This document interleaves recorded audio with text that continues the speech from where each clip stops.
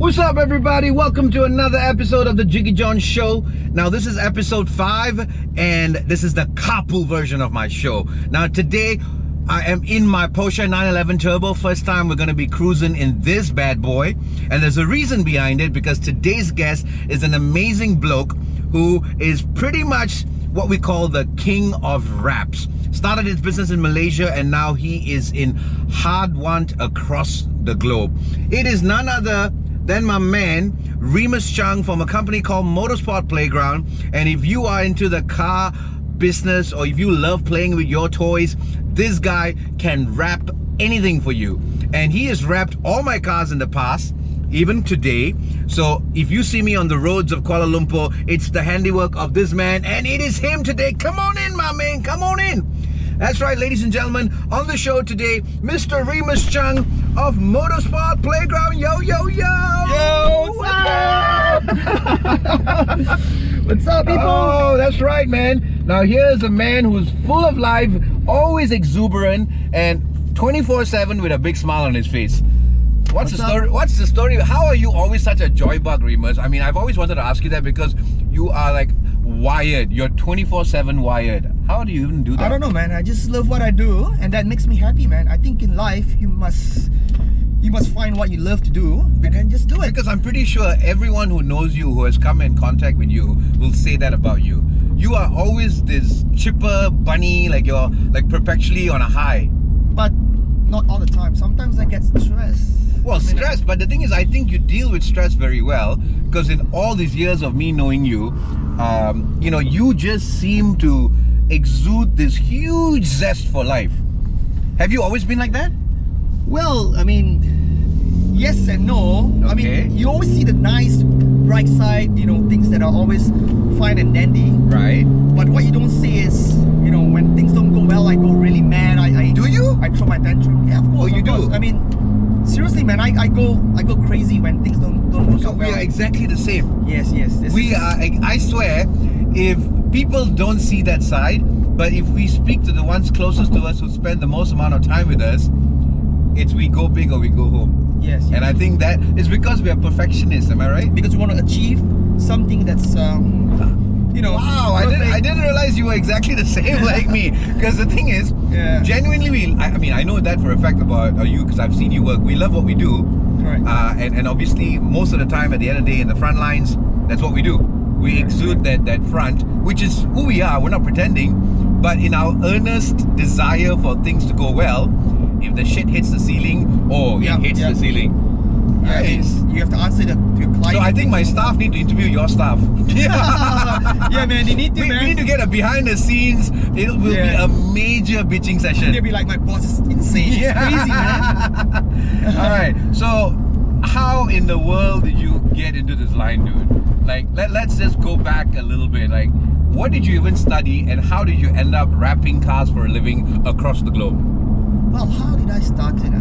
Okay, when I was little, even as a very young age, I like drawing. I like to draw, I like to scribble. Okay. In school, in primary school, I would like doodle in my textbook. Yep. You know, when teachers teaching, I was always drawing. So my textbook is full of just illustration, drawings, and I'm not paying attention to what is taught in class. Like, Where were you studying? Where did you study? I mean, I was a Subang boy, so I was in this Subang Utama school. That's where I spent my. Were you art stream or science stream? I was in science. You'd be surprised. I did biology, I did chemistry, I did physics. You? Yeah, I did that. Yeah. And the thing is, because I have a chance to choose, you know, art or science. Right. But I want to challenge myself. I want to know, because if I would do art, then I'll be with the. I mean, it's bad to say that, but with the lower.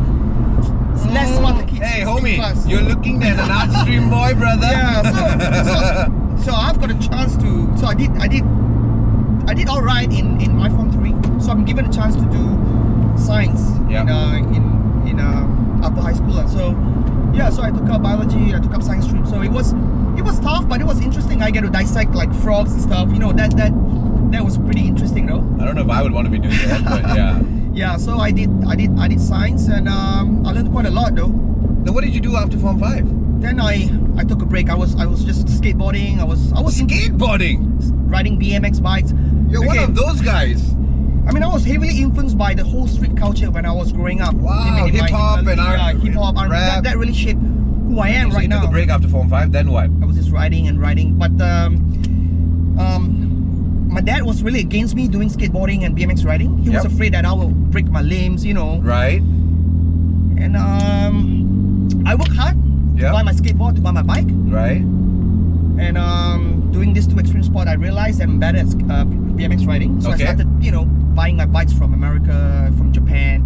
So I rode and rode. So this whole year was just me riding bikes, me exploring what I want, what I love in life. At 18. At 18. What year was that? Was I think 97, 98, yeah. Okay. So then I wanted to be a professional BMX rider. BMX rider. So I rode every day. And do you remember Benson Hedges Golden Dream? Yes. So when I came back from riding one day, flipped the papers, and it's got a full page. It says, "Tell us your dream, and we'll realize it." And I'm like, why not, man? Okay. So I wrote, my dream is to meet Matt Hoffman. Ooh. He was the 10-time X Games champion. He's a good rider. He's he's broken many limbs and he's broken many world records. Okay. So 20-cent stamp, put in an envelope, send it out. And a month later, I received a phone call. Say, hey Remus, we received your application. Yeah. And we want to see you. So we want to interview you. Okay. At this hotel in KL. So at this particular date. So I went. Okay. So it's one of this 5-star hotel. It's, I can't remember what it was. Concord? I think it was I think it is one of those big hotels. Renaissance, JW Marriott. I think it doesn't exist now. Oh. I think it's already renamed to something Crown else. Plaza Mutiara? No. Anyways. Yeah, but and I went there, there were like 2,000 people being interviewed. Like I saw the name list. Whoa. And I went, so for my dream is to ride BMX, right? Yeah. So there's another 3 more guys there. Yeah. So interview me. Yeah. And okay, let me tell this story. Yeah. Back in the day, it's very difficult for us to buy BMX parts, to buy bicycle parts. It's so difficult. Yeah. We have to mail order, go to the bank, buy a bank draft, send the money to America. So we buy this magazine called BMX Plus. Yeah. So what I did was, at every page of the advertisement, right, I would write to the sponsor. For example, Matt Hoffman is sponsored by Hoffman Bikes, or this particular rider is sponsored by Vans Shoe. Right. I would write to them and say, hey, I'm Remus. I'm a rider from Malaysia. And I admire your riding style and skill. And I'll write like Malaysia is like it's so difficult to get past and stuff like that. So I will tell them what's it like riding in Malaysia. Things are so limited. And I'll send it out. And every week, so I would write. I would send to every sponsors, every advertisers in the magazine. Okay. You know, the entire probably like 20 ads. Okay. I will send it out. Wow. So every week I receive gifts.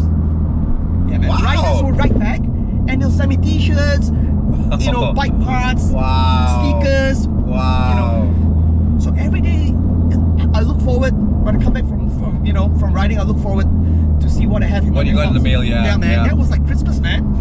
So I found. Imagine receiving real mail. Yeah, man. That doesn't exist anymore, man. Yeah, man. So like I'll send out like a page cutout of the rider riding a bike, then they'll come back with their autograph in it. So I had all that. So I went to the interview. And I showed what I have with me, all this letters, mails. And they were like amazed, like, whoa, Remus, you're crazy. You're really hardcore. You're really into this. You're not faking it, man. Wow. Yeah. So from that I became pen pal with all the riders. Right. Yeah, the famous riders in America. So. But did you go there? Yeah. Then after that, they sent me to America to meet Matt Hoffman. Wow. I was sent to Oklahoma for a week. Then after that, to train. It was more like more filming like a reality TV show. I see. Then a week later, they sent me to Florida. How long were you in the States? 2 weeks. Wow, all expense paid. Paid by Best Ages. Damn, dude. Yeah, man. I think they selected only That was probably one of the highlights of your life. I'm sure you'll never forget that. When I told my dad, hey dad, they chose me, man. you know, my dad being my dad, he's like this Chinaman, old school, you know. What? Really not. Yeah. I can so picture that. I don't know your father, but I can imagine. He'd be like, he's like, sure, boy. You don't ride like this, after you break your leg. Oh my god. Man. I still remember this. Okay, we used to hang out in SS15 Subang. I mean, people in Subang will definitely know us back in the day. Like, we hang out with people like Joe Flizzo. Yep. He's my good friend. Yeah. So there's a spot we always hang out, the skateboarders, the BMX riders, you know, the rappers, they would hang out, you know. Yeah. My dad would go to that spot and would tell all my friends, say, stop hanging out with Remus. Are you serious? He has to study for his SPM. Wow. And my dad's like, you guys stop hanging out with Remus, bad influence, you. Your dad did that? Yeah, man. Whoa. And he wanted to take my bike away from me. Then I'm like, stop him. Like, it was like a big commotion. Like, man, it was malu, bro. It was like really one of the... Yeah, because you know, I mean... But of course, my dad, he wanted me to... He had good intentions. Yeah, but he just thought you were going to waste your life away. Yeah, yeah. So my dad was pretty strict. I had a very strict upbringing. Like, you know, when I was... Back then, when I was 14, I was skateboarding. Right. He came to the skate spot, took my skateboard, put inside his rear trunk. So the skateboard is in his trunk, so I couldn't get access to it. So I can't skate anymore, man. Wow. So then... Okay, I started working at a very young age. Every time there's a school holiday, I would go to work. I was a waiter, Holiday Villa. At the age of 15, it was illegal, but you know, at the time they needed people, so I went to So I saved up and I bought my own bike. Oh, so at the time, you bought all this with your own money? Yeah. And my dad, he couldn't take away my bike because I told him, Dad, I bought this bike with my own money. My own money. Yeah, so don't touch my bike. So I had a big fallout lah, but yeah lah, those. I'm sure things are better now. Yeah. But this is kind of that lah. Wait, so okay, then what? Then I wanted to be a BMX rider. Then a year deadline came. So my dad's like, "Hey, already 1 year lah. You have to study now. Let me know what you want to do." Okay. So I'm still. I knew I wanted to do art. Okay. But what kind of art? So. Right. So I was. This one time I was in PJ State. I walked past this college. It's called Saito College. Saito, yes, yeah, of course, I walked past Saito College. I'm like, I saw the things that they display. It was so cool. So I walk in and then and I found out that I was pretty interested in what they have to offer. Yeah. So I signed up. So I went to. But at the time I wanted to go to Lim Kok Wing. Oh really? Because it was cooler. Yeah. Further from where I'm from Subang. Okay. So then I didn't have a choice, and so I told my dad I wanted to.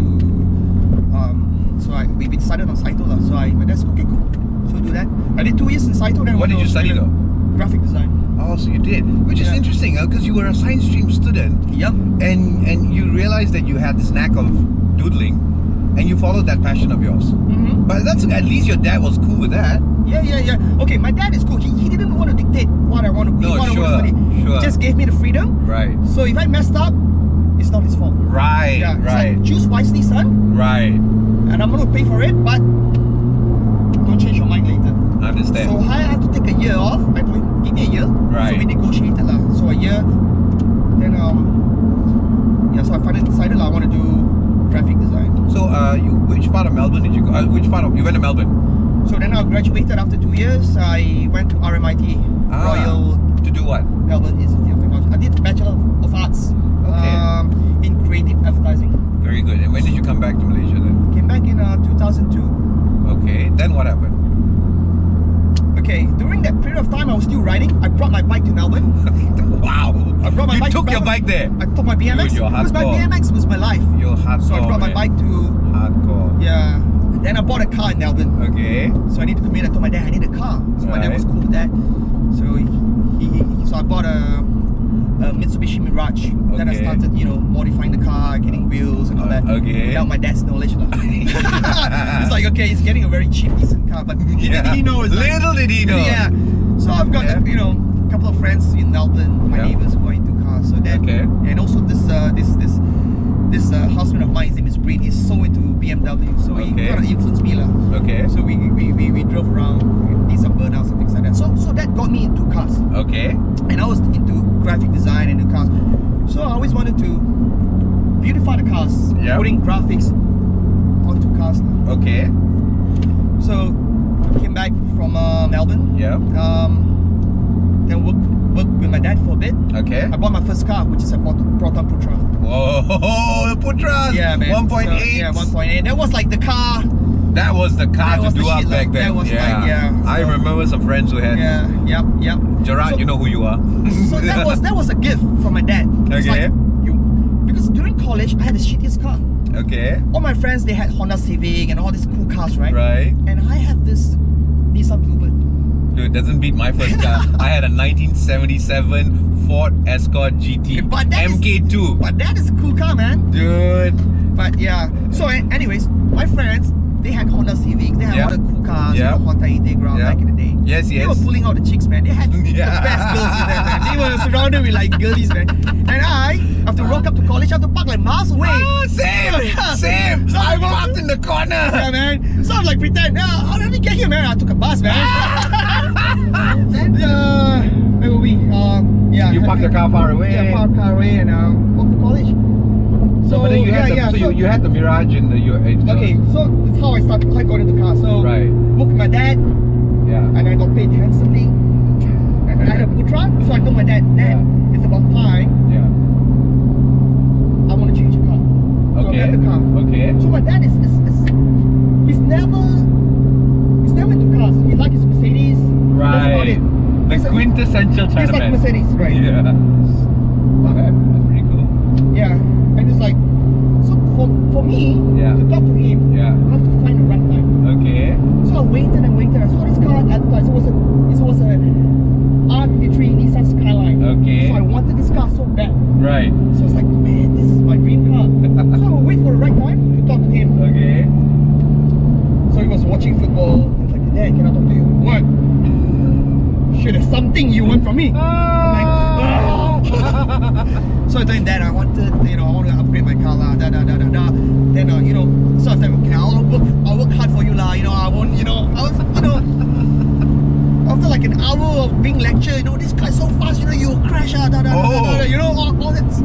Dad being dad lah. He's so Okay. against me of getting a sports car. Okay. But no lah, drive slow lah. Don't lie, you never drive slow. This is sports car.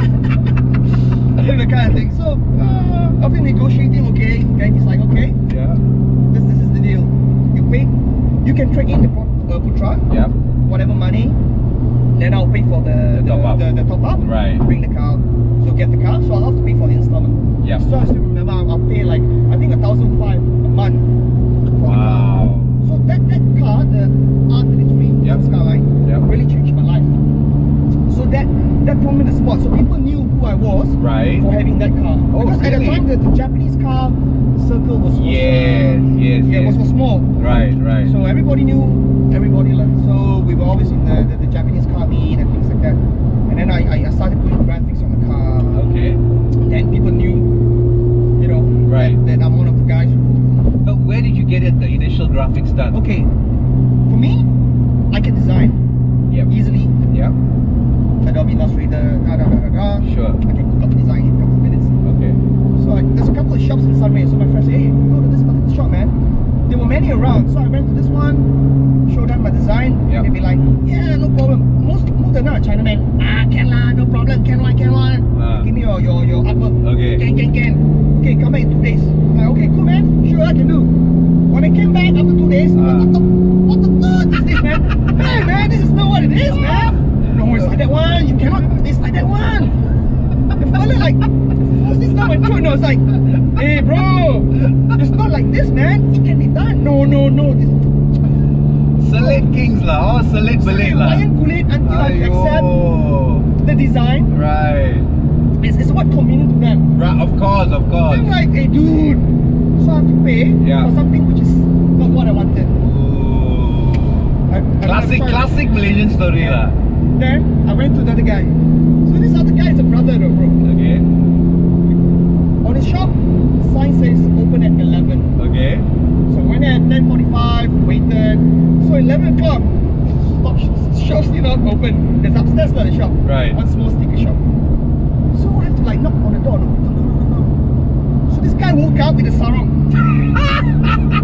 His hair is like shabby and stuff. Hey, apa dia? I was like, hey bang, sebelah buka kan? Nanti. I mandi dulu.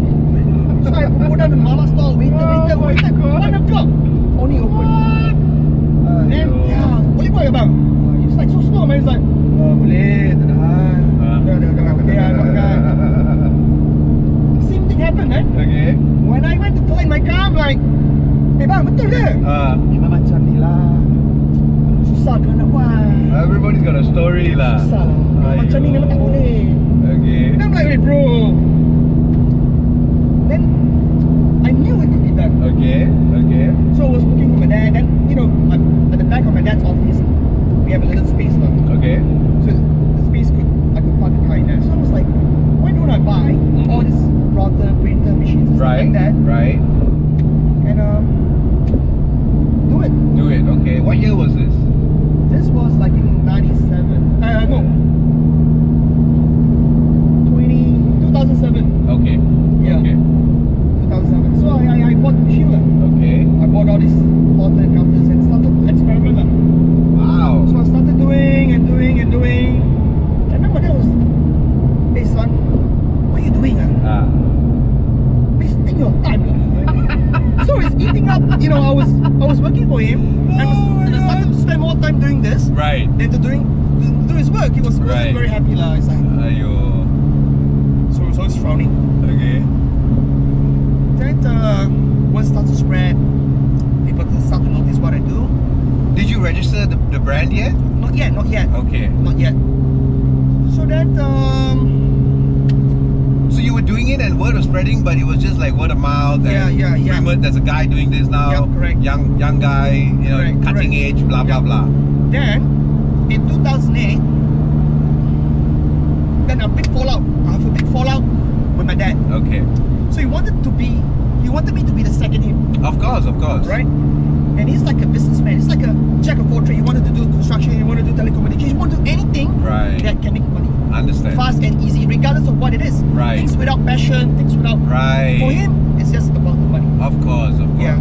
For him, it's a businessman. Sure. Things that are profitable, bang, go. Understand. Not profitable, Move on. yeah. So I had a talk. I said, Dad, I can't continue doing what you want me to do. I can't be the second you. So I had a big fallout lah. I said, Dad, I give up lah. I can't be doing this. This is not me. Understand. Yeah. So I left Yeah. and I worked with this Japanese company. Okay. It's called Duke Racing. Okay. So Duke Racing is owned by this Nezuka-san. Okay. He's a very well-known Japanese dealer. Okay. So he deals In Malaysia? in Malaysia. So this local businessman Okay. partners with Nezuka-san and open up a branch in Malaysia. Okay. So this friend of mine, his name is Ivan. He was like the manager of this place lah Right. in Sri Kembangan. So he said, hey Remus, hey come join me man. Right. Oh, cool. So I left and I worked with them for like 7 months. That's where I learned the tricks of the trade lah. Okay.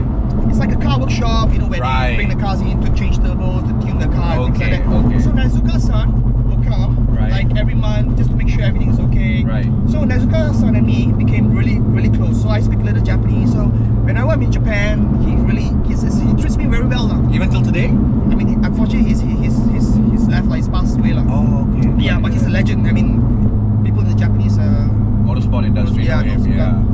So then, after working for 7 months, then I knew the time is right lah. So I wanted to start my own thing lah. Sure.